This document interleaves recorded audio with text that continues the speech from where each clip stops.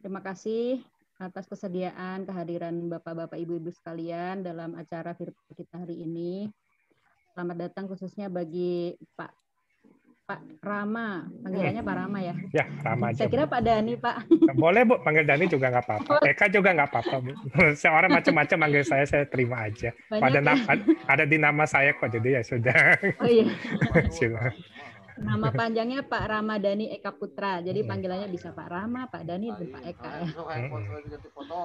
Baik, Bapak Rama ini adalah seorang dosen di ITB ya Pak?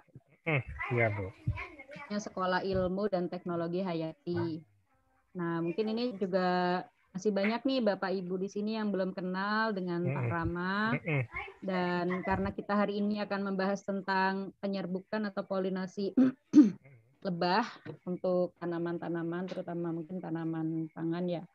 Mungkin untuk melengkapi CV-nya dan untuk perkenalan, Pak, bisa diceritakan sekilas tentang background pendidikan, pekerjaan Bapak, dan kenapa kok tertarik sama perlebahan, Pak? Silakan Pak Rama. Terima kasih Bu Dianita. Bismillahirrahmanirrahim. Assalamualaikum warahmatullahi wabarakatuh. Perkenalkan saya Ramadhani Eka Putra, saya staf pengajar di Sekolah Ilmu dan Teknologi Hayati ITB sejak tahun 2009, kalau dokumen saya bilangnya seperti itu. Nah, saya tahun 1996 saya masuk ke ITB di jurusan biologi dulu, tapi sudah masuk Sekolah Ilmu dan Teknologi Hayati sebelumnya, dan menyelesaikan pendidikan S1 di sana. Nah, saya tertarik di lebah itu saat saya masuk S2. S2 karena S1 saya kerja sama insektisida. Jadi saat saya kerja di insektisida, saya melihat wah, saya banyak nih saingannya nih. Susah saya bersaing dengan orang macam-macam yang pada jagoan insektisida. Jadi saya melihat ada yang kosong nih, yang jarang orang mengerjakan. Jadi saya masuk mempelajari lebah madu. Profesor saya almarhum Dr. Sulaksono, Profesor Sulaksono, jadi pembimbing saya, dan waktu itu penelitian saya sederhana sekali. Waktu saya kerja sama apis di Dago, waktu itu suka kabur. Nah, pada saat suka kabur, gimana caranya ya? Terus, jadi akhirnya saya lakukan, saya potong tuh peratunya. Ya, jadi penelitian pertama saya yang terkena sama lebah itu adalah bagaimana mencegah lebah tidak kabur. Banyak hal yang saya pelajari sampai saya menyatakan kesimpulan penelitian saya adalah boleh bisa dipotong, cuma resikonya koloninya jadi lemah, koloninya gampang kena sakit segala macam. Nggak kabur, tapi koloninya lemah. Lalu selesai, saya pergi melanjutkan sekolah di Kanazawa University di Jepang. Sampai sana saya ketemu lagi sama itu, karena saya pengen kerja dengan serangga berguna. Dan itulah perkenalan saya dengan dunia penyerbukan. Jadi lebah awalnya mencari topik apa ya yang unik gitu. Ya, yang jarang orang Indonesia kerjain waktu zaman saya itu, mungkin sampai sekarang ya kan cuma kurang dari 10 orang ya mengerjakan penyerbukan di Indonesia. Minim sekali yang mengerjakan. Jadi saya senang suka yang jarang-jarang itu, karena pesaing saya nggak banyak jadinya. Saya jarang dapat saingan, jadi ya senang aja gitu. Jadi di sana sekitar 6 tahun, S2 saya di sana, S3 saya di sana, 7 tahun saya di sana, belajar tentang penyerbukan. Balik ke Indonesia, jadi staf pengajar, dan saya mulai lagi penelitian penyerbukan saya terhadap, kalau di sana saya dengan kondisi tanaman hutan, sekarang di Indonesia saya bekerja dengan tanaman produksi. Jadi awalnya saya kerja sama kopi. Nah, untuk kopi nanti ada ceritanya. Boleh saya nanya nih sebelum ini, menurut Bapak dan Ibu, kopi itu yang enak itu yang kafeinnya tinggi atau kafeinnya rendah ya? Nah, pengennya punya kopi itu kafein tinggi atau kafein rendah? Nah, saya pengen tahu nih gitu. Ada hubungannya itu sama lebah ceritanya? Ada. Kopi itu bagusnya apa nih? Saya kan nggak tahu. Kan orang pengen kafein tinggi, terus ada kopi decaf ya, yang kafeinnya nggak ada. Kafein yang nggak ada itu yang orang katanya lebih mahal harganya. Terus supaya menjadikan lebih mahal, orang pakai alatnya khusus. Harganya sekian juta kalau nggak salah alatnya. Orang Prancis buat lebih keren lagi, 150 juta harganya untuk mendekafkan kopi. Nah, penelitian saya menemukan bahwa kalau kita kasih penyerbuk nih, penyerbukannya bagus kopi itu, dijamin kafeinnya tinggi. Jadi kalau membuat kopi kafeinnya rendah, jangan boleh diserbuki. Gitu jadinya. Nah, jadi akhirnya, tapi ada tapinya tuh. Ada nanti di kopi itu ada namanya asam lemak namanya linoleic acid yang memberikan taste rasa kopi tersebut. Nah, itu nanti ada pengaruhnya. Oke, itu nanti ceritanya saya simpen aja. Singkat cerita, saya suka dan penyerbukan karena satu, efeknya langsung. Saya bisa melihat efek langsung bahwa serangga itu menguntungkan. Saya sekarang banyak bekerja dan serangga menguntungkan dibandingkan serangga merugikan. Alasan pertama saya itu adalah karena saya nggak mau banyak pesaing. Itu sih Bu Dianita, kenapa saya suka dalam penyerbukan. Di Indonesia jarang yang ngerjain. Jadi saya senang sesuatu yang jarang. Kalau jarang, kata teman saya, itu pilihan cuma dua, Rama. Kalau jarang, harganya mahal, atau nggak dipakai sama sekali. Ya, itu seperti itu. Jadi gitu, Bu Dianita, semoga memberikan gambaran tentang sejarah saya, dan saya kuliah saya di ITB, saya masuk di Rekayasa Pertanian Institut Teknologi Bandung. Tugas saya adalah bagaimana menghasilkan sistem pertanian yang berkesinambungan, memberikan masukan energi rendah, dan lebih ramah lingkungan. Jadi bagaimana kita memanfaatkan jasa yang diberikan oleh alam untuk menghasilkan sistem pertanian yang luar biasa. Nah, jadi nanti sambil di tengah-tengah kalau nggak salah ada bahasan tentang itu, nanti akan saya berikan sedikit gambaran bagaimana lebah ini dahsyat nih. Kalau misalnya kita bisa meyakinkan para petani nih, wah ini kalau di Amerika ya, saya kasih gambarannya, di Amerika itu ada, kalau orang punya 2.000 stup, menurut Bapak-Bapak, berapa nih kira-kira madunya? Dia punya 2.000 stup. Ada satu petani di Amerika, peternak lebah di Amerika. Penghasilnya nggak besar-besar banget sih. Seminggu itu sekitar $20.000 penghasilan seminggu. Nah, oke. Jualan madu. Kalau itu orang mengatakan bisa jualan madu dia. Oh enggak. Produksi madu dia kurang dari 100 liter. Bayang 2.000 stup kurang dari 100 liter. Penghasilan dia $20.000 per bulan, per minggu. Ternyata dia pakai itu tugasnya dia setahun itu cuma sekitar 2 bulan di rumah, sisanya keliling Amerika. Jadi dia itu tugas dia adalah menyewakan lebah tersebut kepada para petani di Amerika. Bayarannya satu stup itu murah sih, cuma $20. Tapi dia punya 2.000 stup yang dia bawa kemana-mana. Nah, itu gambarannya. Jadi sistem pertanian bisa dibantu dengan itu, dan itu yang saya ajarkan kepada mahasiswa, termasuk saya juga ngajar pertanian organik di Rekayasa Pertanian. Itu Bu Dianita. Menarik sekali Pak. Wah, ceritanya panjang. Iya, gitu. Bisa Iya. lama saya. Iya. Jadi awalnya dari tertarik dengan hal yang masih jarang dikerjakan sama orang ya Pak. Iya, asalnya itu saya. Iya. Nah, ini juga membuka wawasan juga untuk kita. Tetapi mungkin kalau di Indonesia Pak, kan memang masih jarang ya. Kalau menurut Pak Rama sendiri nih, kira-kira masih jarangnya itu kenapa Pak? Apa karena di tempat kita itu memang penyerbukan dengan serangga itu tidak terlalu perlu, atau belum diketahui bahwa itu ternyata meningkatkan produktivitas, atau memang petani atau pemilik kebunnya itu memang istilahnya gini, nggak pakai serangga aja jalan kok gitu. Iya, benar Bu. Soalnya yang saya dengar Pak, kalau kayak kemarin waktu kita diskusi dengan Pak Musbi ya, California kan itu memang kan mereka tergantung dengan lebah sekali ya, 250 jenis tanaman itu. Kemudian kayak di Australia juga sangat tergantung dengan serangga penyerbuk. Nah, kalau di Indonesia sendiri seperti apa itu Pak? Oke, terima kasih Bu.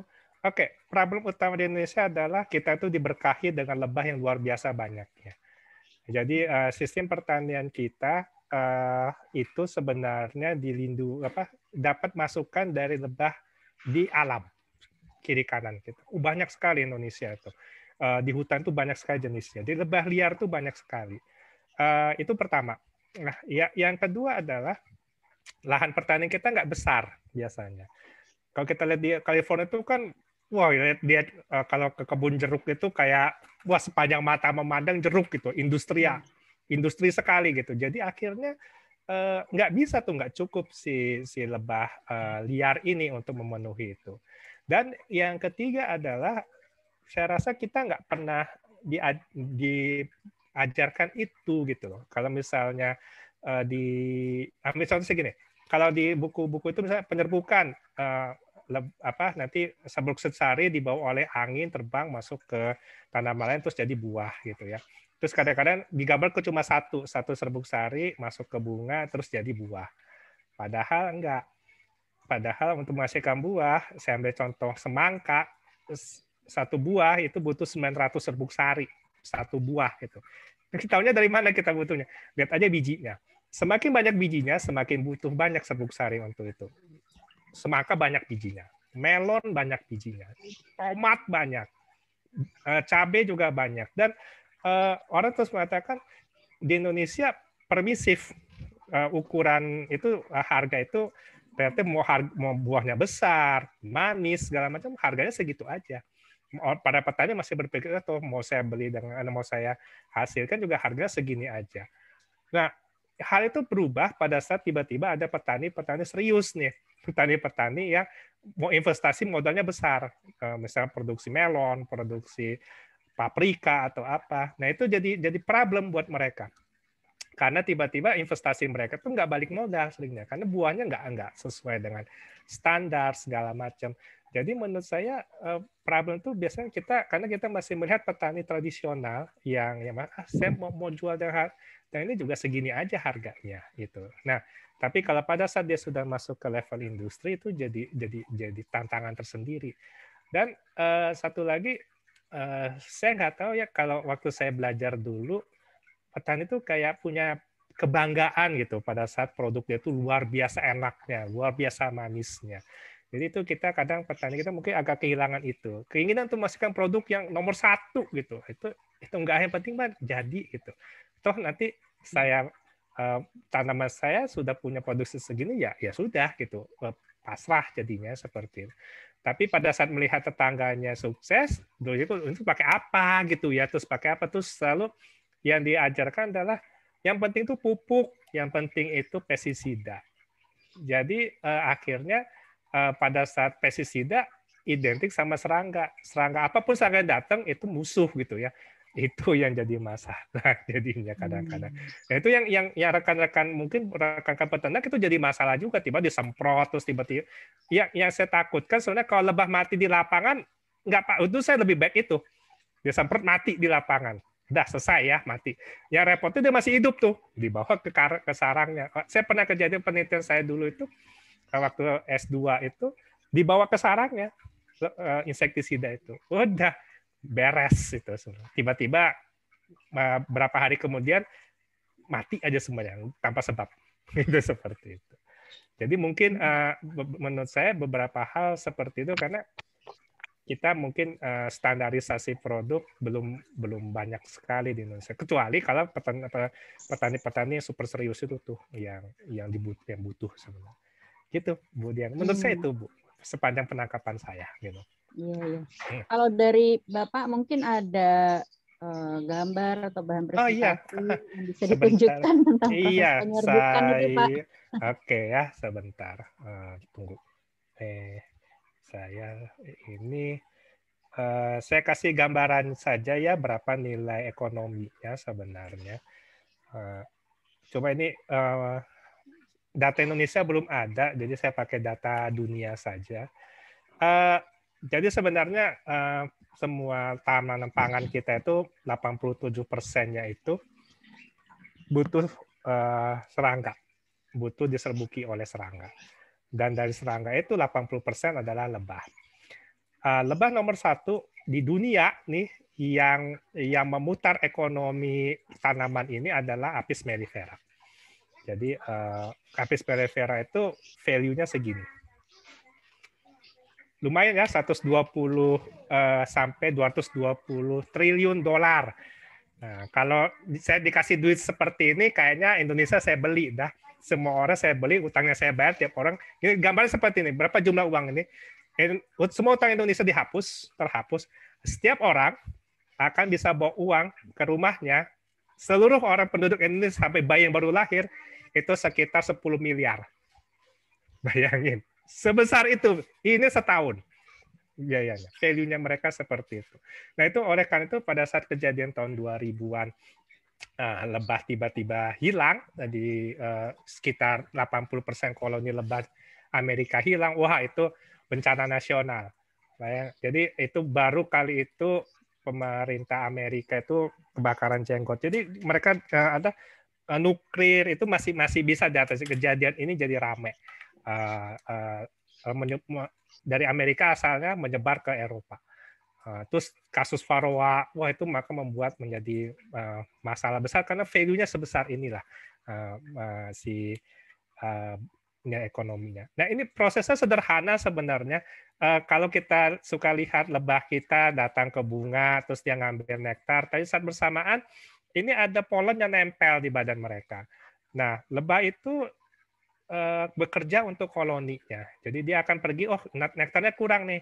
Dia akan pergi ke bunga lain, mengambil nektar lain, pada bersamaan polen yang ada nempel di sini menempellah ke kepala putik dari tanaman lain di sini. Nah, dengan menempel itu terjadilah proses penyerbukan. Silang. Dua pohon yang berbeda satu memberikan jantannya, terus diterima oleh betina di tempat yang lain. Penyerbukan silang itu adalah proses sama seperti kalau kita analogikan kita kawin dengan orang yang bukan saudara kita. Hasilnya akan luar biasa. Saya ambil contoh untuk kopi tadi, kafeinnya lebih tinggi. Asam lemaknya lebih rendah. Kopi tinggi kafein, nggak sakit, nggak bikin perut sakit. Seperti itu. Lalu buah itu menjadi lebih besar, lebih manis. Kalau gini, kita melihat cabai. Cabai dihitung berat ya. Kan cabai kan dihitungnya berapa kilo. Pada saat diserbuki dengan sempurna, biji itu akan terbentuk. Biji itu nambah berat. Walaupun satu biji cabai itu beratnya hanya nambah sekitar 1%, tapi kalau kita kerja dengan banyak cabai, beratnya signifikan jadinya. Kalau orang menimbang hanya satu, cuma beda 0,1 gram misalnya. Satu itu ya, bedanya segitu. Coba kalikan 100. 10 gram bedanya. Kalikan 1000, 100 gram. 1 on. Bedanya 1 on itu luar biasa. Kalikan 1 ton, berapa jumlahnya? Itu yang mungkin petani kita juga tidak terbiasa bekerja dengan mengkalikan dengan value yang besar-besar itu. Kalikan dengan segitu kan orang saya mengira satu cuma nambah 0,1 gram, apalah artinya? Satu buah cabai. Emang orang produksi cabai cuma satu, enggak kan, produksi cabai 1000 buah kan, kalikan 1000, 0,1, 100 gram, on sendiri beda harganya, nambahnya. Nah itu yang itu. Nah sebenarnya ini saya ngambil dari Amerika, saya nggak dapat di Indonesia.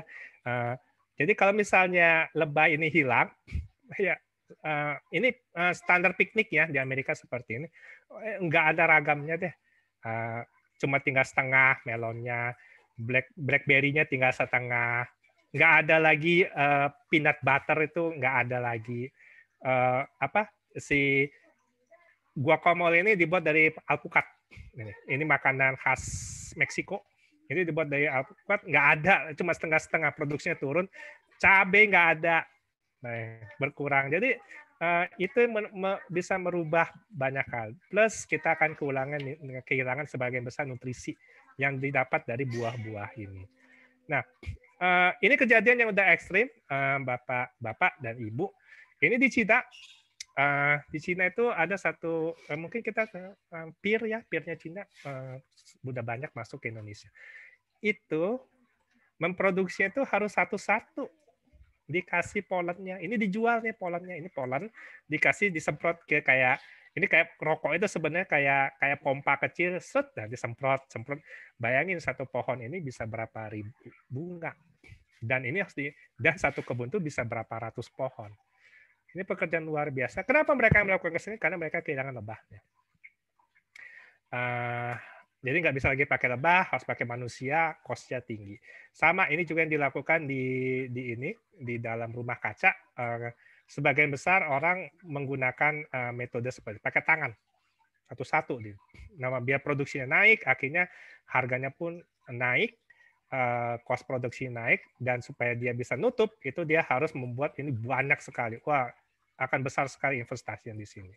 Seperti itu. Dan satu lagi yang masalahnya harus pas waktunya. Bunga itu gini ya. Bunga itu dia butuh waktu. Dia ada waktu khusus untuk dia bisa diserbuki. Jadi kita nggak bisa membayangkan bunga itu sepanjang hari bisa dia siap untuk diserbuki. Enggak. Sampai contoh gini, bunga apa ya? Oh ya, terong. Bunga terong. Bunga terong itu yang mekar duluan itu biasanya jantannya dulu. Jantannya mekar, bunga jantan. Baru disusul oleh bunga betina. Waktu yang pas untuk penyerbukan dia itu hanya dari jam 7 pagi sampai jam 9 pagi. Sempit sekali. Kadang beberapa kasus jam 7 sampai jam 8 pagi. Kenapa seperti itu? Karena mereka susu rendah untuk mengaktifkan itu. Nah, keberadaan serangga, lebah misalnya, itu membantu menjamin proses tersebut. Kan lebah nggak ada jam. nggak ada istilah nanti aja deh ngerjainnya, pokoknya terbang mah terbang aja. Nah itu yang penting. Jadi bisa jadi ini waktunya sudah telat, bisa jadi keahlian ibu ini terus ada yang baru nih, yang baru masuk belum tentu sama skillnya. Kalau lebah sama semua skillnya. Nah itu jadi ini yang terjadi akhirnya. Jadi ini yang alimnya seperti ini, hutannya hilang, jadi orang terputus. Ini masuk ke rumah kaca, dibuat seperti ini. Ini saya tahu Kloppert ya, yang di Belanda. Mereka menjual ini dalam bentuk bumblebee untuk ke tomat.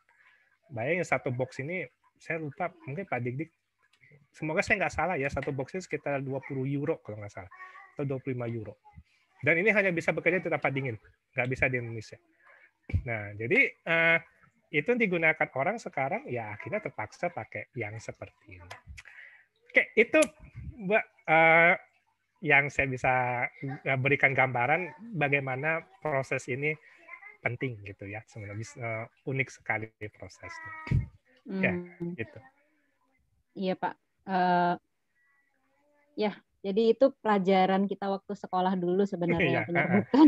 Iya, penyerbukan. Cuma ditambah saja nggak butuh satu. Jadi kalau di buku digambar cuma satu ya supaya gampang kan. Masa harus gambar 100, 900 itu kan repot gitu ya. Jadi cirinya gampang Pak. Kalau bijinya banyak, dia butuh banyak kok ini serbuk sari. Ya, karena satu serbuk sari untuk satu biji biasanya.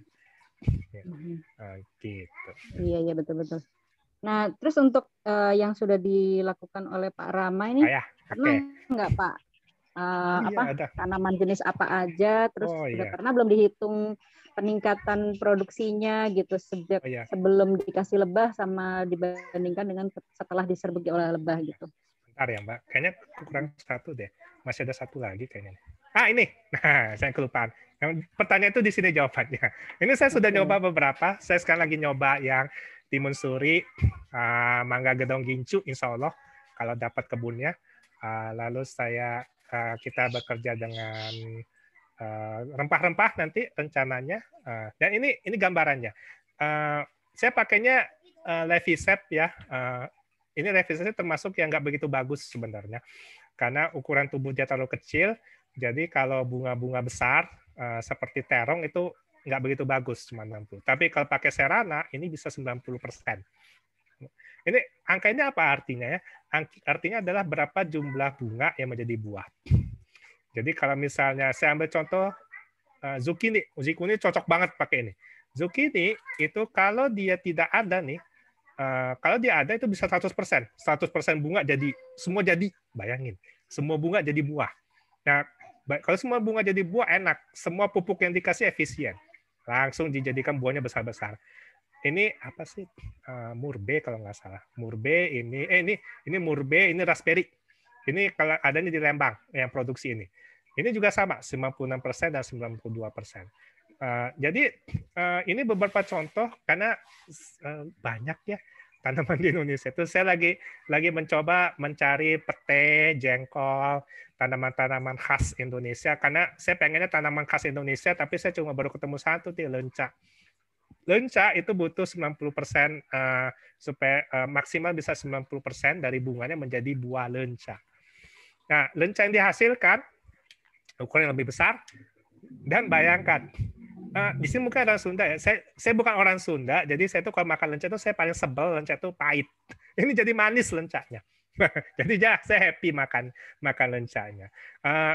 Si cabai menjadi lebih pedas. Ini vitamin C-nya rada naik. Ini hilang pahitnya berapa. Ini buahnya lebih besar dan airnya berkurang. Saya nggak tahu. Saya kabocha ini kalau saya sukanya nggak ada air. Airnya dikit ya, karena supaya biasa pakai buat ini, buat kolak atau apa. Nah kalau ini jadi buahnya lebih apa ya, nggak kempes gitu loh, terong ya. Nah jadi ini yang sudah kami lakukan. Masih banyak yang kita ingin lakukan, masih banyak yang menunggu untuk ini. Beberapa kita mau mengincar tanaman-tanaman produksi, tanaman buah lokal juga mau kita kerjakan. Tapi itu kita keterbatasan dengan dapat kebunnya rada susah nih, atau kadang-kadang suka skip waktunya karena penerbuk itu penelitiannya harus sesuai dengan masa berbungaannya. Jadi insya Allah dalam 1-2 tahun lagi akan muncul nih, semoga keluar jeruk lokal, mangga lokal, atau buah-buah lokal seperti itu. Jadi harapannya adalah mungkin suatu saat nanti para petani buah itu bisa menghasilkan buah premium. Ya mungkin layak untuk dijual harga lebih tinggi. Mungkin nggak di Indonesia, mungkin bisa dikirim ke luar negeri jadinya. Ya itu. Dan itu harapannya nanti peternak lebah dapat benefitnya juga dong gitu.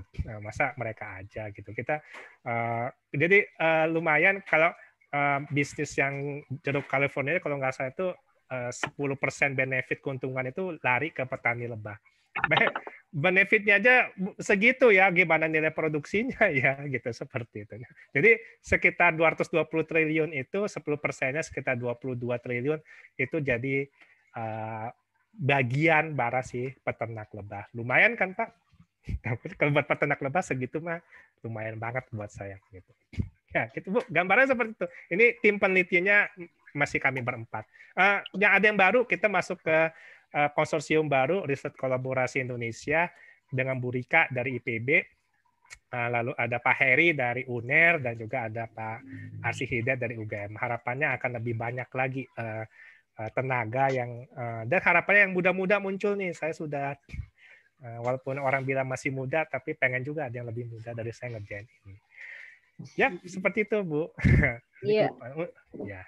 Iya, menarik banget, Pak. Kalau misalnya ini bisa disosialisasikan ya hasilnya bahwa lebah itu, kalau selama ini kan mungkin petani, pemilik kebun itu memang sangat tergantung sama pupuk dan pestisida aja ya untuk meningkatkan produksinya. Ternyata lebah itu membantu meningkatkan kualitas juga ya. Jadi nggak cuma produksi aja gitu ya. Nah, kalau yang sudah diteliti itu jenisnya kelulut aja atau jenis lain juga, Pak? Saya juga pakai serana, Bu. Saya pakai apis serana juga. Tadi saya cuma menampilkan kelulut karena saya pakai presentasi saya waktu itu tentang kelulut. Serana itu ditambah 10% biasanya minimal. Jadi kalau kelulut itu lebih bagus ya serana sebenarnya. Yang paling bagus lagi dosata. Wah, itu lebih luar biasa lagi.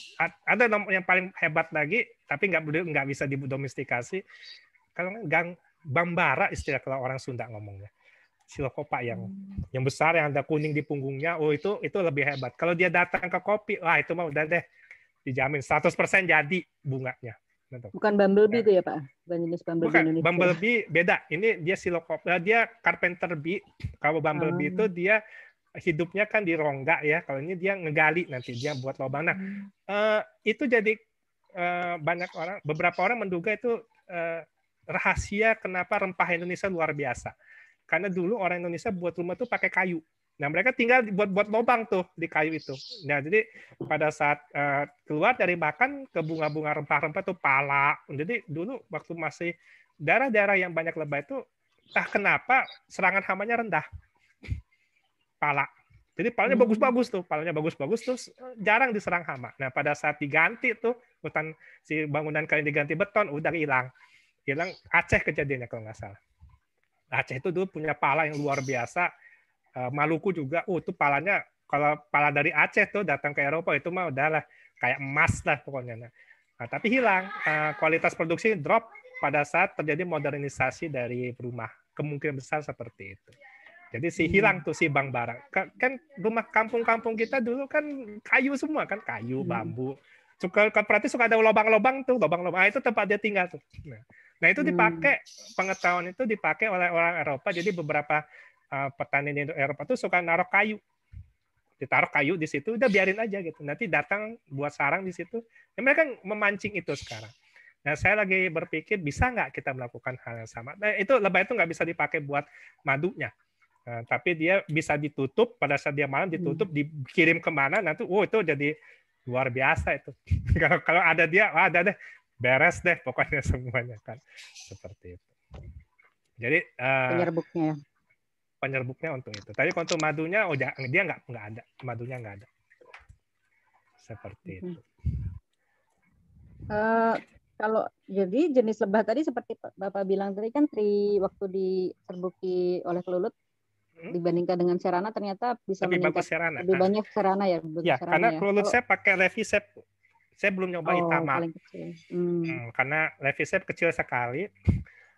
Bunga yang saya pakai itu besar-besar. Ya. Nah, tapi kalau untuk lenca yang bunganya kecil itu lebih baik daripada serana. Jadi tergantung karakter bunganya. Iya, tergantung karakter bunga yang akan diserbuk gitu ya, Pak. Terus kalau jarak tempuhnya sendiri gimana, Pak? Kan jarak kalau kelulut tuh jarak tempuh kelulut kan jarak tempuhnya lebih sedikit daripada apis ya. Lebih rendah sekitar 50 meter ya. Jadi biasanya, tapi enaknya kelulut itu saya pernah nyoba di greenhouse. Suka orang pakai gini. Ditaruh di greenhouse, dia nggak agresif kan, kerja gitu aja, orang melakukan pekerjaan nggak masalah. Waktu itu saya coba pakai dengan East West untuk mekanisme pembuatan biji bawang. Nah, jadi saya pakai kelulut di sana karena mereka di dalam greenhouse. Pakai serana pada takut tuh pekerjaannya karena kan agresif mereka. Nah, kelebihannya di situ. Tapi saya baru nyoba Levisep. Terus terang saya belum nyoba yang lain. Saya baru mau nyoba tahun ini. Untuk pakai yang Thoracea, Biroid, Itama, apapun lah jenis kelulutnya. Karena saya ingin berharap ini bisa dipakai untuk yang lebih nerima adalah petani kaya yang punya greenhouse. Itu lebih nerima mereka dibandingkan yang tradisional. Nah, gitu kan mereka kan investasinya besar tuh. Yang greenhouse itu kan perlu balik modal kan mereka seperti itu. Nah, jadi biasanya lebih relatif lebih bisa menerima mereka dibandingkan yang tradisional, plus mereka kan biasanya sudah punya pelatihan segala macam. Kalau mereka belajar dari luar pasti udah dikasih tahu pakai lebah biasanya. Enaknya itu. Kalau melon itu biasanya mereka udah tahu, udah dikasih tahu harus pakai lebah gitu. Dan terus mereka bingung gitu, lebah apa nih? Nah, itu pasar yang mungkin API bisa mulai masuki ke mereka. Peternak, coba aja pembudidaya melon terutama. Melon tuh luar biasa tuh. Melon butuh banget melon, semangka, atau di dalam tin, buah tin segala. Bisa dijajaki, bisa diajak mereka karena mereka biasa lebih ngerti gitu tentang itu. Kalau petani tradisional, waduh itu mah butuh rekayasa sosial luar biasa itu seperti itu. Agak lebih butuh effortnya. Jadi mungkin perlu dipetakan ya Pak, jenis tanaman apa membutuhkan lebah yang mana?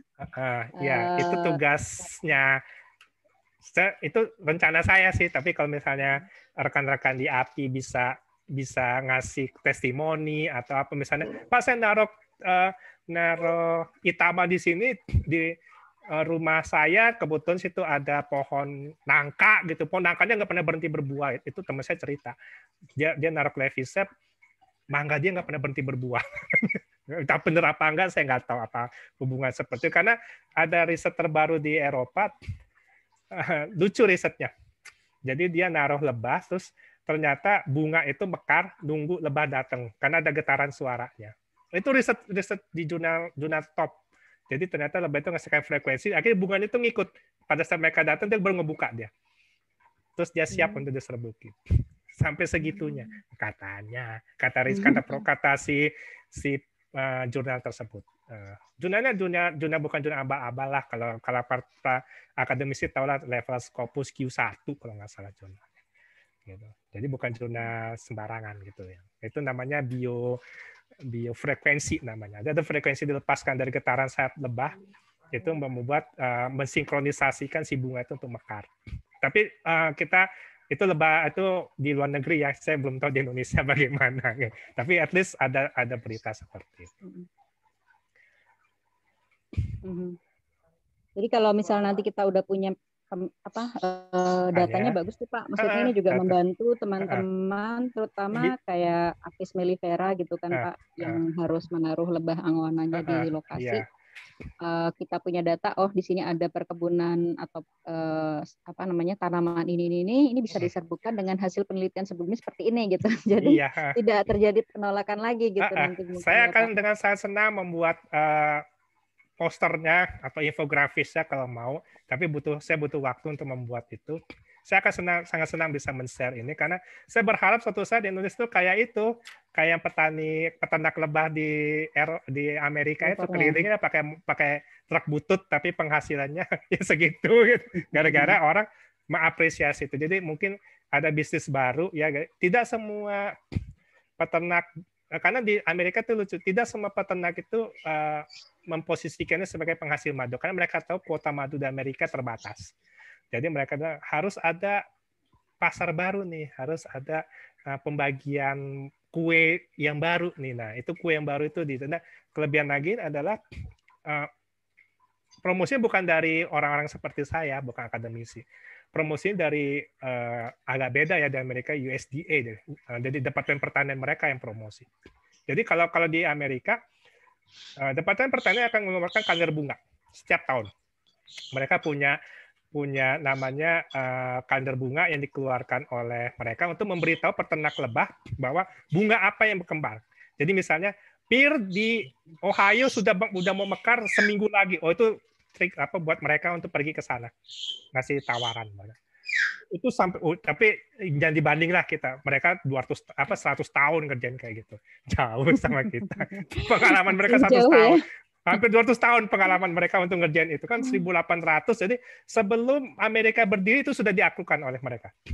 Sebelum Amerika jadi negara ya. Amerika kan cuma koloni itu mereka sudah punya namanya Farmer Almanac, kalender untuk petani. Itu dari situ lebah madu itu sudah ada di situ. Jadi sebelum Amerika merdeka itu sudah dilakukan oleh mereka. Jadi ya kalau bisa, kok Indonesia, ya jangan dibandingin lah orang yang sudah pengalaman hampir 200 tahun sama kita yang baru kayak kita mau belajar tinju, kita masih anak bayi baru belajar jalan, ini sudah petinju model Mike Tyson yang dihadapi, ya beda atau seperti itu.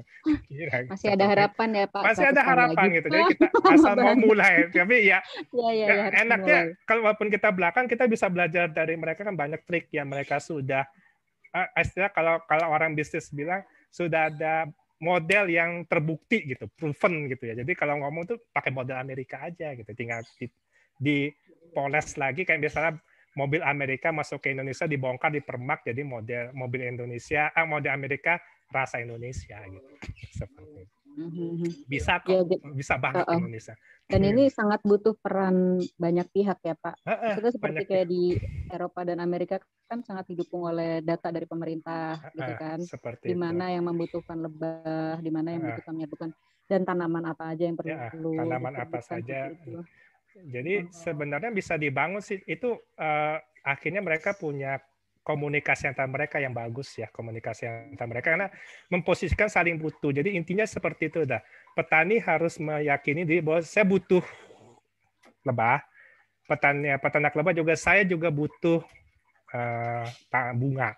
Nah, yang belum ketemu itu di kita kan itu kan sama-sama butuh, tapi ya inilah kita sama dua orang pacaran anak-anak SMA gitu, sama-sama suka tapi yang nunggu siapa yang mau nembak duluan kan, seringnya kan gitu. Iya, Siapa iya. yang mau duluan Harus ada nih gitu. macomblangnya Pak kalau Harus gitu. ada macomblangnya gitu. Siapa yang nyomblangin mereka ini?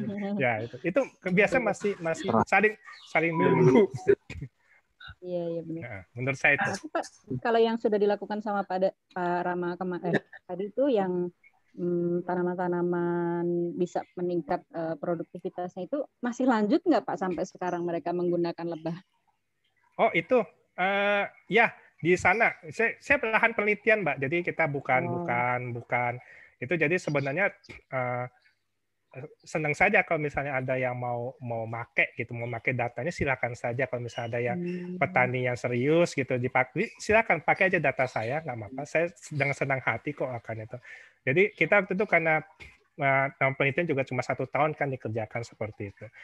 Harapannya sebenarnya mau waktu itu kita nunggu, akhirnya kelamaan nunggu ya. Nah, kayaknya kita mau buat lahan permanen saja deh sekitar mulai mungkin akhir tahun ini mungkin kita akan coba intens untuk itu, seperti itu sih. Sayang itu sih sebenarnya. Kita nggak punya. Banyak atas berapa luas lahannya Pak yang diserbukan itu dan berapa banyak kelulut yang dipakai? Waktu itu kita pakai sekitar 20 koloni kelulutnya. Terus tanaman itu sekitar 100 tanaman. 100 jenis tanaman. Kan satu jenis Mbak. Kita kan misalnya ini data yang belum ada tuh kayak buncis itu 100 tanaman buncis. Nanti nyusul ada data baru. Buncis sudah selesai, mentimun selesai, labusiam selesai kalau nggak salah, labusiam selesai. Jadi nanti data baru akan muncul nanti. Oke, ditunggu ya Pak datanya. Iya, tenang. Jadi silakan sebenarnya kalau mau belajar nyoba deh, satu koloni juga cukup kok. Sebenarnya kan lahan di Indonesia nggak ada yang sampai, petani kecil kan jarang yang punya lahan sampai 1 hektar gitu. Lahan 1000 meter juga 2 juga cukup kok sebenarnya. 2 sampai 3 atau 4 biasanya di pojok-pojok aja. Nanti dia akan diambil sendiri gitu. Cukup kok sebenarnya. Yang kopi juga udah selesai. Kopi malah kita udah sampai isi dalam kopinya itu senyawanya apa saja itu sudah dapat kita. Mungkin bisa dicoba juga di tanaman-tanaman lain ya. Kayak sekarang kan ada yang sedang mengembangkan kurma tuh Pak, tapi nggak tahu udah ada yang berhasil. Kurma kan kelapa kan suka sekali tuh si kelulut tuh kan suka sekali bunga kelapa. Jadi bisa dipakai gitu seperti. Gak ada salahnya sih kan, naruh aja ke saya, naruh doang kok gitu. Kamu tes aja nih kalau misalnya bagus ya kontak saya gitu ya. Rada-rada butuh. Intinya berikutnya adalah tanggung jawab yang kami harapkan, rekayasa sosial itu yang penting itu. Bagaimana orang menerima itu. Gitu. Baik. Ini waktu kita tinggal 10 menitan lagi ya. Barangkali di sini ada Bapak Ibu nih. Yang mau nanya silakan. Nanti saya kebanyakan ngomong nih. Atau kalau nanti lewat Pak Dik juga silakan kalau mau nanya lewat Pak Dik, biar Pak Dik nanti kirim ke saya juga insya Allah. Kalau butuh datanya saya siapin deh. Kalau mau gambarnya yang bagus butuh waktu. Gitu. Kan biasa orang pakai poster gitu kan, poster Instagram gitu. Nah, butuh waktu. Saya masih belajar kan. Ya usia 40-an belajar, butuh waktu. Suruh ngerjain mahasiswanya aja. Iya gitu. Mau dari mahasiswanya suruh ngerjain gambar-gambarnya. Ya silakan Bapak Ibu kalau ada yang. Bapak Ibu yang ingin tanya bisa lewat chat atau raise hand langsung tanya. Silakan. Atau mau menanggapi atau mungkin ada yang punya pengalaman juga pernah melakukan penyerbukan baik secara sengaja maupun tidak sengaja dengan lebahnya. Kalau di itu Pak di Riau sama itu juga katanya meningkatkan produktivitas itu ya, sawit, kelapa sawit. Ya bisa terus kelapa sawit. Kalau pakai melifera itu yang paling rajin makanya. Melifera kan kerjanya mulai jam 6 pagi sampai jam 6 sore. Beda kalau Serana beda. Serana nggak mau dia jam 6. Jam 8 ya Indonesia banget lah. Iya, emang lokal banget ya, Pak. Menikmati hidup, saya nggak bilang malas menikmati hidup. Kalau Terus saya kan orang resepnya Indonesia tadi. aja, saya menikmati hidup ya. Kalau saya rasa kalau Merifer mah pikirnya kerja gitu. Kalau kita menikmati yang penting hidup kok sana. Masih bisa hidup. Beda, beda. Kalau Merifer. melifera kan asalnya dari negara 4 musim kan. Ya, jadi Jadi dia pas harus musimnya lagi ada matahari kerja kenceng gitu. kerja, kerja. Kalau Karena kita dia kan harus sepanjang ngumpulin tahun ada matahari, ada ngapain materi, santai capek-capek aja, katanya. ngapain, nikmati aja hidup gitu ya. Oke, seperti itu. Iya, itu Oke, dia. ada bapak-bapak, ibu-ibu, Heeh. kalau ada yang punya melifera, saran saya cari kebun gitu, terus bilang sama ini, ditantang aja itu, aku taruh sini ya, kalau buah kamu bagus kasih saya berapa gitu ya. Kalau enggak ya sudah, jangan marahin saya. Gitu. Misalnya melifera luar biasa, aku bisa punya melifera. Rajin Tapi sekali. enggak ini Pak, soalnya ada juga nih Pak, ada penolakan dari petani pembudidaya tanaman tuh. Mereka menolak kedatangan lebah karena alasannya bisa merusak hasil pertanian gitu. Ya itu yang mungkin tugas kami ya, untuk memberikan pencerahan hal-hal yang baru kepada mereka gitu. Saya seperti itu. Nanti alasannya kalau nggak merusak, membawa penyakit, membuat bunga rontok segala macam, ya udah biasa gitu kayak gitu. Terus mengganggu anak-anak. Kalau itu paling sering saya kayak gitu tuh. Saya bawa lebah itu langsung, Pak, nanti anak saya disengat nggak Pak? Ya udah, resiko gitu kan, karena memang belum banyak informasi kepada mereka.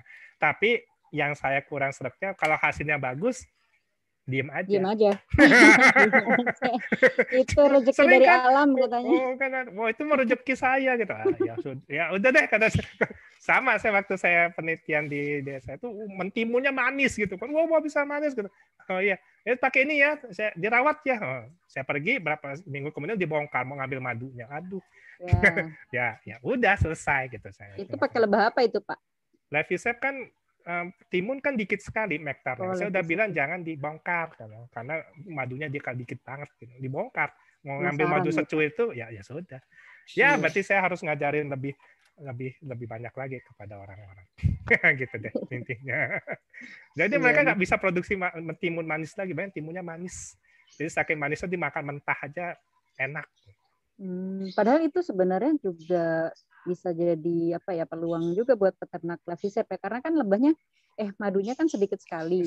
Mau diambil propolisnya juga sarangnya kan kecil kalau dibandingin jenis-jenis lain kan. Nah kalau misalnya bisa terbukti nih dia bermanfaat untuk penyerbuk, bisa udah pasar baru dia. Pak.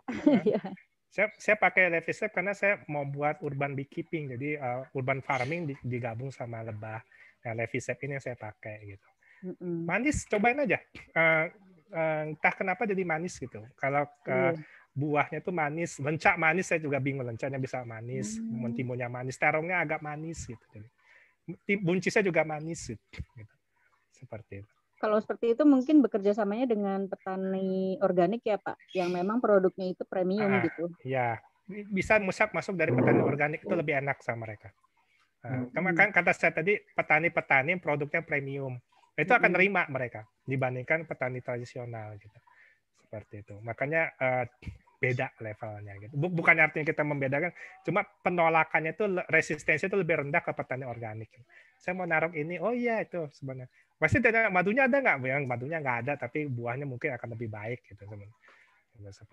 Nah, saya belum nyoba Itama sama Biro yang lebih aktif ya, sama Torasika yang katanya lebih aktif dan lebih mengumpulkan madu.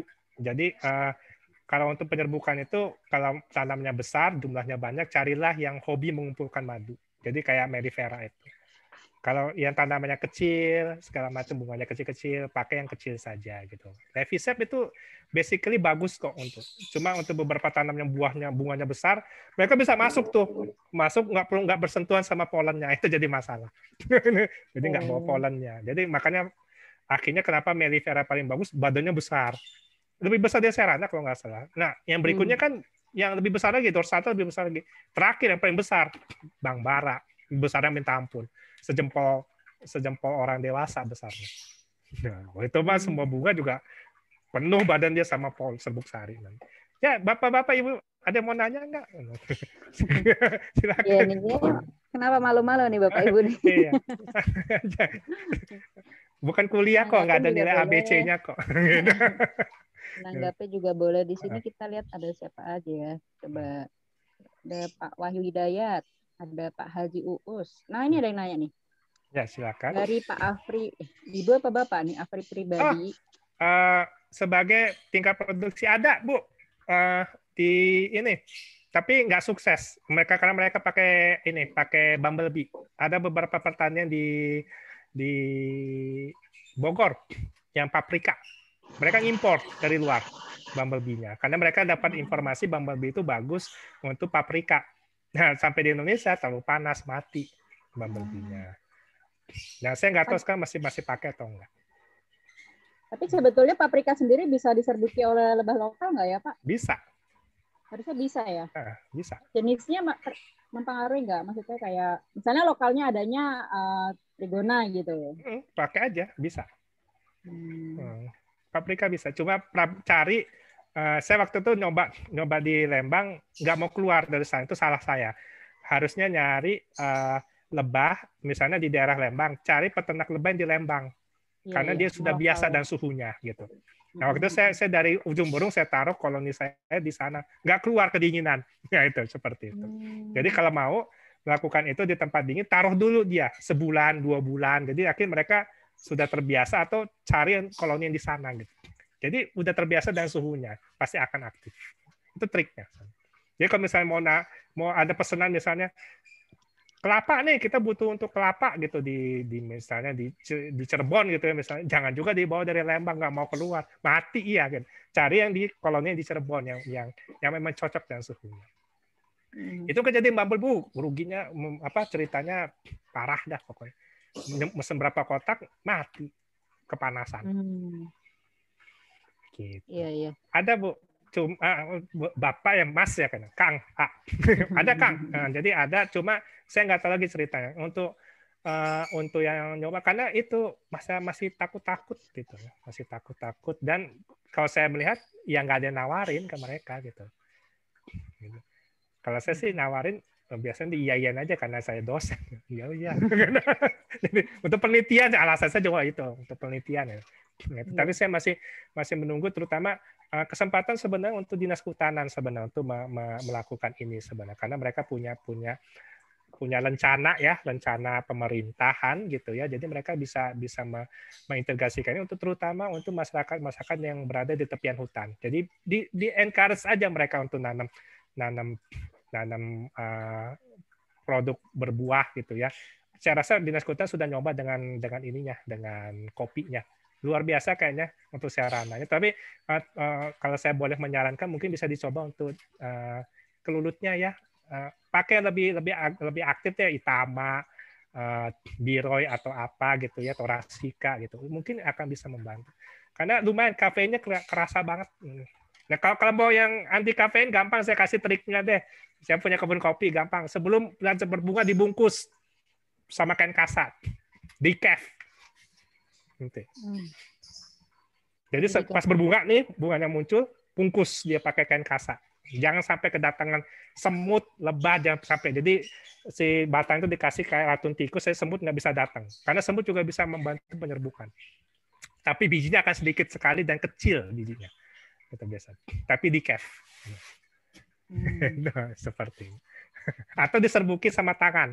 Jadi satu rumpun itu diserbuki sendiri. Jadi di satu bunga itu di kuas nanti dia akan jadi bijinya. Tapi itu kafeinnya kan rendah sekali. Nggak usah pakai alat canggih-canggih deh. Itu seperti itu. Ya ini masih PR lagi Pak ya. Masih harus perlu trial lagi. Ada tuh ada Pak Dik tuh. Paprika dan bombus. Bombus ya itu Kang, bombus itu dari Eropa masalahnya. Bombus itu dari Eropa. Jadi biasa paprika ditanam di tempat suhunya beda dia. Di Eropa itu rata-rata 14 suhunya. Jadi walaupun musim panas juga masih sekitar segitu 14, 16. Nah, di kita itu pada saat matahari naik di greenhouse-nya udah suhunya juga naik jadinya. Kalau bisa dijaga suhunya akan bisa sebenarnya.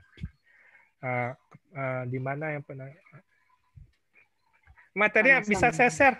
Nanti saya share kok materinya. Yang penting kan gambar yang tadi kan terakhir kan yang jenis tanaman apa saja. Nanti saya akan kasih lagi ke Pak Dik yang data barunya.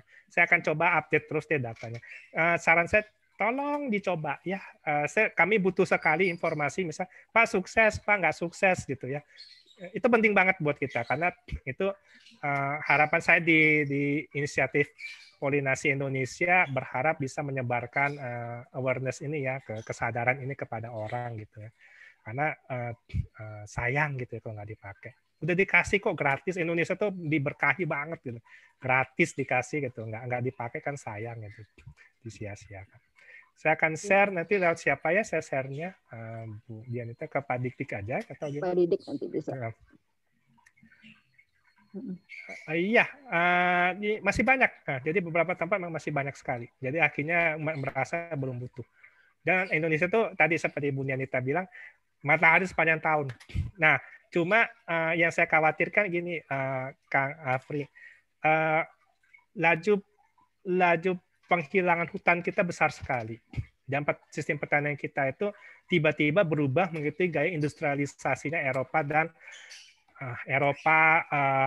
Asia Timur, Amerika yang dibersihin semua. Udah mendekati situ. Jadi akhirnya kita secara tidak langsung menghilangkan peran mereka ini. Jadi gini, kita lihat berapa banyak lahan pertanian Indonesia yang dibeton. Sementara sebagian besar lebah terbaik untuk penyerbukan itu tinggal di tanah. Nah, jadi makanya kalau ke tempat-tempatnya masih tanah itu biasanya buahnya masih bagus-bagus biasanya. Tapi kalau sudah masuk ke beton, udah deh, biasanya rada-rada turun buahnya.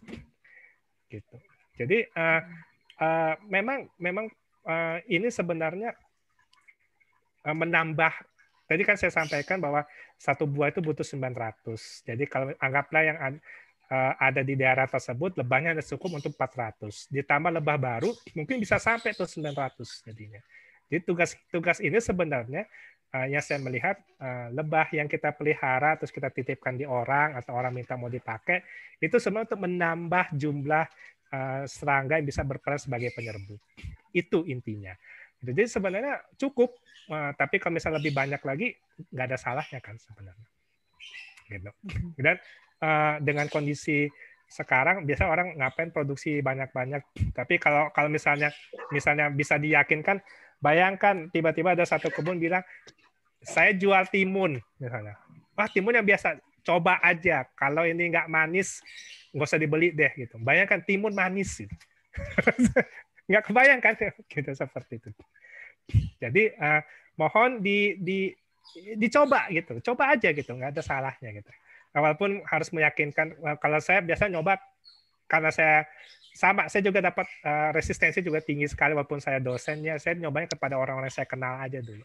Coba aja dulu dari situ. Nanti di Indonesia kan yang penting kan ada yang sukses terus ceritanya mengalir kan. Bahkan banyak yang niru nanti. Ya kayak kasus COVID lah, sukses Bear Brand. Viral. Jadi viral, sukses Bear Brand semuanya hilang gitu. Sukses ini semuanya hilang. Viralkan saja gitu. Mungkin bapak-bapak, ibu-ibu lebih canggih dari saya untuk memviralkan. Karena saya masih dipakem harus sesuai dengan, saya harus memberitahukan sesuatu itu. Bahkan yang jeleknya pun harus dikasih tahu gitu. Seperti ini. Jadi kita tidak terbiasa dengan promosi, tapi mungkin rekan-rekan akan lebih baik daripada kami untuk mempromosikan ini. Itu kira-kira. Jadi harapannya makin banyak nih orang kayak saya nih, jadi ada penggantinya. masih kurang dari 10 orang di Indonesia yang ngerjain penyerbukan. Masih gitu. Iya, masih sangat luas sekali peluangnya ya Pak. Ya, masih luas sekali peluangnya. Jadi syukur-syukur kalau misalnya sudah proven, sudah saatnya nanti lebih profesional. Nanti kalau saya sempat nanti bisa dibuat bagaimana membuat mekanisme lebih profesional, bagaimana menentukan berapa jumlah lebah untuk satu luasan lahan, hubungannya seperti ini, berapa jumlah lebah, koloni seperti apa yang harus dipakai, tipikal koloni seperti apa yang harus dipakai. Itu kalau misalnya sudah mulai berjalan, Bapak, mungkin saya akan ajarkan lagi yang lebih dalam lagi seperti itu. Saya senang sekali bisa ngajarin. Iya, ya. Nanti kalau setelah diskusi ini bisa mungkin Bapak Ibu yang ingin kontak langsung Pak Rama bisa ya Pak? Silakan saja. Nah, kalau mau kalau saya lagi ngembangin 2 urban beekeeping sama lebah sebagai hewan peliharaan. Peliharaan. Iya, jadi piaraan anak-anak milenial. Dan saya cuma jargonnya hewan peliharaan ini enak, nggak perlu kamu mandiin, nggak perlu kamu kasih makan, nggak perlu kamu ajak jalan, bisa diajak jalan-jalan. Nanti kita mau buat kayak kotak kecil Bu, segede gini, yang bisa dibawa jalan-jalan sama mereka lebah. Menarik banget itu, nanti kita nanti bisa kotak sebesar ini, jadi nanti kalau dibuka ada jendelanya, terus nanti bisa lihat lebahnya kerja di situ. Makanya pakai kelulut yang kecil. Jadi bisa jalan-jalan, bisa dibawa jalan-jalan lebahnya. Seperti itu. Ya, kira-kira seperti itu. Oke, silakan. Ada lagi barangkali, tapi ini juga waktunya nih Pak. Kita hanya diskusi selama 1 jam. Boleh. Sepertinya sih masih banyak Bapak Ibu yang ingin diskusi dengan Pak Rama. Mungkin setelah ini akan ada diskusi selanjutnya atau mungkin ada yang akan menghubungi langsung Pak Rama. Siap-siap aja ya Pak. Boleh, terima kasih. Saya senang bisa dihubungi. Kita simpulkan dulu sebelum diakhiri. Jadi lebah itu tidak hanya berperan sebagai penghasil madu ya, tapi juga punya peran penting dalam penyerbukan, yang mana penyerbukan itu diperlukan untuk meningkatkan kualitas dan produktivitas tanaman, terutama tanaman produksi. Nah, ini juga sebenarnya sudah dilakukan di berbagai negara lain, tapi untuk di Indonesia sendiri masih perlu sosialisasi, perlu dukungan dari banyak pihak supaya menjadikan kegiatan ini lebih tersistemasi dan mempunyai data yang lengkap ya Pak, supaya nantinya kita juga bisa melakukan kegiatan ini secara profesional, Bu. Lebih profesional dan meningkatkan kesejahteraan juga bagi peternak lebah dan juga bisa diterima oleh pemilik lahan atau pemilik pertanian.